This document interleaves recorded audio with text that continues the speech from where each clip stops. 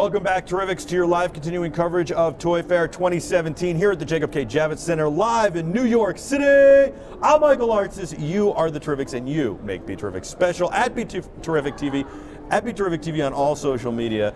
Oh my God, I'm just so excited about this next guest. I am tripping over my own tongue. This is an industry-only show, and we're bringing you all the action. We're bringing you exclusive action of Toy Fair 2017. We're bringing you into it and showing you what's going on, finding out about these companies and the people behind them, and then some cool products as well. This company, My Arcade, is just about a year old. We saw them at E3 for a second, and we're very impressed, and we're excited that they're here at Toy Fair.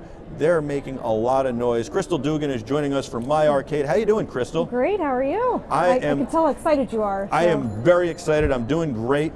I couldn't be more excited, especially when we have two great guests to start off the day, and you guys are just unbelievable because, you know, everybody's into retro, nostalgia. Yep. When you grow up, you do something a certain way, you see something, and then it used to just go away forever. Exactly. And then it came back. In the 90s, we started having vintage clothing, and everything was just coming back. And now we kind of keep that going, that tradition going with video games. Yep. And I think that there's no more greater example of how popular this stuff is than when Nintendo introduced the NES Classic this holiday season, and it was the hottest or the second hottest product on the market, toy market, for the holidays. In fact, you couldn't get one. Nope. A product that is 30 years old, you couldn't get.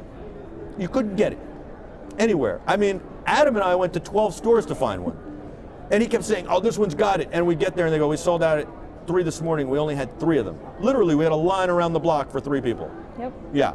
And so that shows that retro gaming is back. And it is fun. It's actually almost more relaxing sometimes because the new games are really intense. I 100% agree. So My Arcade, we're all complete retro nerds. So that's why where My Arcade came from. We're passionate and we're lifelong gamers. So that's kind of really what we wanted to bring, in our products. So that's kind of why we have so many things for the NES Classic and some retro arcade machines, all your favorites. So before I get into what you guys do exactly and how you guys came to be, you talk about being retro nerds a little, right? Yeah. You kind of remind me a little of Joan Jett, maybe Pat Benatar. I love that. I'll take that. Excellent. and you do. So who was your favorite 80s rocker? Oh gosh. I have this 80s playlist on my phone that I probably listen to every day. I'm in traffic, just rocking out to the 80s. God, to pick one, I mean, you gotta have a favorite. I don't know. Were you a Bon Jovi girl? Oh, I love Bon Jovi, of course. I mean, who didn't? But then if I say Steven Tyler and Aerosmith. Well, Aerosmith is my favorite in high school. I've moved a little bit beyond Aerosmith. Duran Duran, I love. Yeah. Flock of Seagulls, so good. We could talk about this all day. So is your playlist endless? Pretty much. See, because I don't build an 80s playlist because what I just do is put on serious 80s. The 80s on 8. See, I wanted to include my favorites, like the absolute favorites. But everything's my favorite. Every time I hear an 80s song, good. I don't know if it's still there, but in Minneapolis they have a club called Culture Club, and it looks, do they really? Yeah, it's a complete retro 80s club, and all they do is play 80s music. It's pretty funny. I love that. Yeah, and cool. And it's funny because there's so much music from the 80s that's so good still. Even stuff that like Billy Joel wrote or Bruce Springsteen, and they were like almost at the end of their prime. And then you think of like Michael Jackson. Did you like Michael Jackson in the 80s? I mean, who didn't? Yeah. Right. The king of pop. So, I mean, it's just amazing how different and eclectic the music is from the 80s and just reached everybody. There's nobody who says, oh, I didn't like Michael Jackson. There's nobody who says, I didn't like Pat Benatar and I didn't like Aerosmith. So, and those are all kind of all areas of the spectrum. And then we have hip hop that really came into its own in the 80s. You know, I like a little Fresh Prince. There you go. And he's one of my favorites as well. Parents just don't understand. How about the Beastie Boys? Oh, yeah, of course. Licensed to Ill? Oh, yeah. Yeah. Of course. All right. So let's talk about My Arcade. Okay. How did you guys come up with My Arcade and start the company? Because it just seems like so crazy to me to say we can do something, we can take the games that existed, we can go get the licenses, we can pack like 20 of them into one little box, and then we can let everybody relive their childhood. So retro gaming has really been on the rise since the Virtual Console came out with the Wii. Back in like 2005 when they introduced that, it started to kind of ramp up again and get people excited about retro. So from that, it's kind of like, okay, well, what can we do? You know, what would be great to get people back into those favorite games? And like you were saying earlier, they're much simpler and easier than the games today. I'm not going to say easier, because they can actually be a little bit harder, but they're much more simpler to play. Well, it's funny. I say that they're more relaxing, and then I start playing Mario Brothers or Mario Run on my phone even, and I start to get like, in the beginning it's very relaxing, and then I start to get into it like I did when I was a kid, and I'm tense because I don't want to lose, and then I start getting competitive, and then it's just as stressful as Black Hawk Down or Halo or any of these games that you would play now, Call of Duty or something like that. But it's so cool, and it is interesting to not play anybody else, like go back to the old way of not playing somebody online, although I wonder if that'll get introduced with some of these consoles. Now, the Slack chat is going nuts. These guys are flipping out. First of all, Jaybird says his favorite 80s band was Huey Lewis and the News. Ooh, that's a good choice. That's I'm a Back choice. to the Future guy, so the power of love. For sure. You know, I actually have that on my 80s playlist. Hey, Jennifer, one of these days we're going to get that truck and we're going to take it camp, a couple of sleeping bags. We're going to go, yeah, okay, never mind. I want to say hello to JC, who's watching in the Slack chat. What's up, JC? All right, so these guys want to get right into it. Before we get to the arcades and start playing, let's talk about the NES Classic controller that you guys have, because the one complaint I saw all the time about the NES Classic, and Adam has it, he finally got one, I don't have one, well, the one complaint I saw, and I thought was so silly, that Nintendo would re-release this thing and make the cables really short. You had to sit like right up there against your TV. And why did it make them wireless at this point? That's the thing. We kind of wondered the same thing, and that's kind of our vision. Is like we see something and it's like, well, what would gamers want? So that's where we kind of came up with our wireless version. Yeah. And everybody has these 60-inch TVs these days, so sitting 2 feet away from your TV is just, it's not going to happen. Sure. So what we did is we created an entire... Could you imagine being on a... I mean, Adam, what is it like sitting at your 60-inch, like... I mean, you're right there. It's like going to the movie theater and sitting in the front row. Exactly. So, you know, it's not going to be enjoyable. Yeah. So we were like, okay, how can we make this an enjoyable experience? Because, of course, everybody loves the NES Classic. I mean, who wouldn't? So we came up with a whole entire line. So we've got wireless. We actually have, if you're into the wired, because I know that's kind of a thing for some people, we have a 10-foot wired. 10-foot extension cord. 10-foot. Yeah, we have an extension cord, and then we have an actual wired controller that has 10 feet on it. 10 feet on it. Yeah. So this is actually a combo kit that we have. So this has, so you can use your original controller you get with it. So you get the 10-foot extender cable with it, and then you get a wireless controller. Wow. So, and there's a couple of unique features of our wireless controller. It's not just wireless. So it has an ergonomic design, so you can kind of play like, it's much better than the like, Let me see this thing. Oh, it feels exactly like the original controller.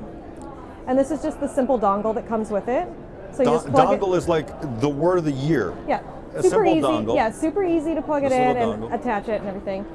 And then another really cool feature is, I don't know if you know this, but every time you want to switch games, you have to get up and press the reset button on your actual console. Really? On the new one? Yeah, on the new one. So what we've done is our line of controllers actually have a home option. So this one, you just press the start and select together, and it takes you back to the menu. You guys are geniuses. I know. And by the way, we're nerds. I believe it was A, B, select, start, up, down. Yeah. What was that one? Contra. Contra. It was, right? It was Contra. Yeah. A, B, select, start, and we get like 1,000,000 lives. Yeah. Or something like that. This is really cool. I imagine because it's my arcade, it's somewhat reasonable, very lightweight. Yeah. So that one itself is only $14.99, and then this one is $24.99. Wow. Yeah. Very, very cool. We'll just leave that up here for a little bit. And then, you know, you guys have to get the licenses for all these games. Is that the hardest part? I would imagine that would be difficult. It's a long process, but once you get there, it's like, it's super exciting, especially for me, because they're all my favorite games.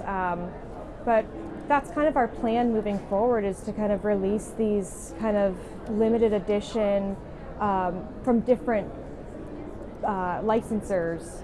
So we're kicking off with Data East Classics. So, which Burger Time, Karate Champ, Bad Dudes, those types of games. Sure. So that's how we're kicking it off, and hopefully there will be more to come from different, You know, I was thinking, as silly as it sounds, I'd love to have a Pong Is that a possibility? So Atari is another one that licenses out games, so that could potentially be a possibility in the future. And you know what you should do, now that the E.T. game is so popular and they made a documentary about how bad it is, you kind of probably should re-release that. Didn't they just like throw them all in a dump? I actually watched it. You want to know what they did? They threw it in a landfill, they covered it up, and then, you know, last year they dug it up, That's what I thought. Yeah, and now they go for like $200 a copy. It's crazy, right? Yeah. You could sell the arcade for $200 then. So maybe $150 discount. All right, so these are very reasonable. You got the little arcades. Yeah, so we have two different sizes. Yep. This is the 10-inch, which will be a little bit more limited edition run, and then this is our 6-inch. So let me see the 6-inch. So, and I just hit the like I put in a quarter. Exactly. Oh, this is cool. Yeah. By the way, Paul Dixon's watching in the UK. Can he order this in the UK? He wants to order it right now. That's the power of BeTerrific. Look at that. I know. Look at you guys. We're making sales for you. It is on our Amazon.com right now, but I don't know if it's on the Amazon UK right now. Well, it better be, or somebody's going to be very upset. But not just yet. Okay.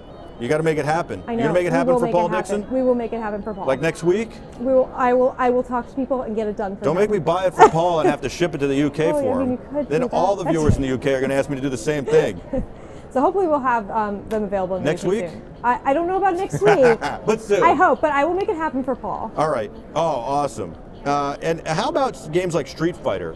So Street Fighter, we don't have licensing for that, but that's always a possibility. Any old game that you love there's always possibilities. Can people send in games? What do you like mean? That they want? Oh, like suggestions? Suggestions. Yeah, please. Like how about Mike Tyson's Punch Out? That's one of my favorites. Outrun?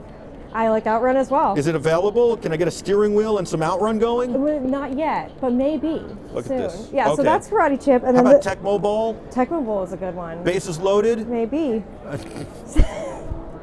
So I'll just keep throwing out, guys. Start throwing out titles. Just throw some titles our way, and we'll work to get it done. This one, for some reason, is not. It's not. Batteries are dead. How long do the batteries last in this thing? So the batteries should last up to about, depending on how much you play it or leave it on, anywhere from 30 to 60 hours. Very cool. How'd you get involved with My Arcade? 30 to 60 hours. Yeah. This one lasts for 75 hours, by the way, when you put batteries in. 75 hours for the controller? Yeah. Oh, Paul Dixon's ordering 2 now. Because 75 hours is only, what, 3 days for him? Yeah, probably. It sounds about right, so no. But yeah, 75 hours, wow. And you could put rechargeables in there probably too, right? You could, yeah. Yeah. And then how did you get involved with My Arcade? So I actually am fairly new to the company. I'm actually the head of marketing, and I started in July of last year. Okay. So right after E3, right after they kind of introduced you're fairly new to the company, except the company's fairly new. Exactly. So I mean, really, I'm kind of on the ground floor a little bit, but I love it because I can kind of put my input and I help out with, what type of licensing we're doing. So that's why I need your suggestions. Yeah. So I get to help out with these types of things and kind of decide, help out with this, because my boss actually is the creator of these. So really? He designed it and things like that. That's pretty cool. Yeah, well, I think, in all fairness, Nintendo really designed it. He just kind of tweaked it. Yeah. He tweaked it and kind of made it a more ergonomic, and then the home button type of technology. I love the cabinet. I always wanted an arcade. Like, I really did. The really cool kids had arcades when I was a kid. I always lived in an apartment, and I'd go to my friends' houses, and you go into the basement, and there'd be a pinball machine and an arcade. We have a few. We have 4 of them now in our office. Yeah, the real ones. Yeah, real ones. So we actually have awesome, have a full size of this, like the design that we have. I got another one for you. California Games. Okay, yeah, that's a good one. Carmen San Diego? Yeah, that is a good one. Oregon Trail? I'm just going to keep coming. So that is a good license. Yeah. Let me talk about a little bit about that. So these are we're trying to do classic arcades in these, but we will have plug and plays, which is kind of similar to what the NES is. Sure. And then also other handheld portables that I've seen those. They're like, you know what they remind me of? Because they're color, they're not Game Boy, they're Game Gear. Yeah. Now, but hopefully the battery lasts 75 hours or 30 to 60 hours on that, because my Game Gear, I ran through batteries every 2 hours. My parents hated it. No, they last much longer than 2 hours. So they had to take a suitcase just for the batteries. Yeah, so we'll have other games in those, so that might be one that would work really well in a plug and play or something. Right, sure. And what about like Carmen San Diego or Spy Hunter? Here's a good one. Jaybird just threw out Spy Hunter. Spy Hunter is amazing. Oh, I love Carmen that San game. Diego is probably my favorite, though, Yeah. computer-wise game. Yeah. So we haven't dipped into the computer game pool yet, but But you should. But we might. So. What about Konami? Oh, Konami. Konami's a big fish, and we want that big fish. Yeah. And, Yeah. and what about maybe Contra? Contra. We would love Contra. Yeah. So that's like the one that I've been gunning for, because Contra's amazing, which I played the other day, by the way, and much harder than I remember it being. So I don't know if you played it in a while, but it's much harder than I remember. It is much harder than I remember. Oh, yeah. I played it recently, Yeah. and it's a lot harder than I remember, and I happen to think that I either was much more involved in video games Yeah. and better practiced, or I really wasn't as good as I thought. Yeah, because my brother and I used to run through those stages, and then now I can barely get through the You know, my first problem stage. is now I actually care about points. Back then I just That's cared true. about advancing. That's true. Now I care about points. So like when I play Mario, I'm trying to get the most amount of coins, and then I die just trying to get coins, which is the whole point. It's a balancing act, right? Yeah. You have to give up on some. It's kind of like life. There's trade-offs to everything. Yeah. It's kind of a good lesson for life. Mario was a good lesson for life. It's a good parallel. They want to know about if you're going to have titles like Duck Hunt. So those, I believe Duck Hunt is actually by Nintendo. Yes, it is. So that's They'll never do it. I don't know. So what about here's one that Sega is Sonic. So that would be a possibility. Yeah. These are all the types of the licensees that we're trying to work with in the future. So this is just the first run, Data East. So we'll be trying to do things like Konami, maybe Bandai Namco, Sure. and things like that in the future. Very cool. Yeah. I love what you guys are doing. It's certainly something that's bold, right? You had to. It's a leap of faith to start this. Yeah, Because it is. are people going to really want this enough to buy it? And then they do. Yeah, we hope But, so. yeah. We And- think so. And then Paul Dixon wants to know: is this going to come in different colors, or is it just going to be the classic? It's just going to be the classic. I like that. So we Yeah. want to keep it as authentic as we can. Yeah. Awesome. Very, very awesome. MyArcade.com. MyArcadeGaming.com. MyArcadeGaming.com. Check it out. Crystal, thank you so much for joining us. Did you have fun? Thank you. Of course. You're leaving some toys for us? I have some of these to give away. Yeah? So Do you really? To I give do. away? I do. You know what? I can't give these babies away just yet because they're not available for another couple months. But that means But- that we could somehow get one to Paul Dixon if he wins. He's going to have to win. If he wins, he can You're get awesome. one. Awesome. These are available in a couple months? Yeah, Okay. these will take a couple more months. So yeah. All right, awesome. Crystal, thank you so much. MyArcadeGaming.com. MyArcadeGaming.com. This is your live continuing coverage of Toy Fair 2017, live from the Jacob K. Javits Center in New York City. We'll be back with a whole lot more right after this. Don't go anywhere.